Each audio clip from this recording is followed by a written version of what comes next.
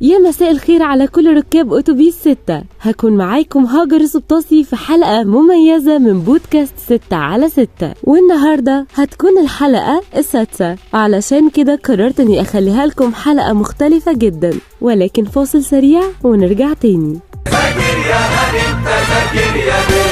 في حلقة النهاردة جبت لكم وصفتي السحرية، واللي بشوف ان ملهاش مثيل ولا بديل، لانها بتشتغل على كذا حاجة في الشعر. طبعا هي بتغذيه كله، فبالتالي بتحافظ على نضارته ولمعته وبتطوله وبتقلل كمان القشرة. وغير كل ده الوصفة دي فيها مكون بيدي لمعة لونها احمر جميل قوي. طب ايه هي وصفتنا؟ 6 مكونات: روزماري، بنجر، حبة البركة، ماء ورد، نقطتين زيت جوز الهند، ومية عادية. هنغليهم مع بعض على نار هادية، وبعد ما يبردوا هنحطهم في البخاخة بتاعتنا، وهنستخدمهم كل يوم الصبح وبالليل، وندلك الفروة كويس. وما تنسوش تدعولي لما تشوفوا النتيجة من أول أسبوع. واستنونا في حلقة جديدة من بودكاست 6/6 على راديو أتوبيس 6.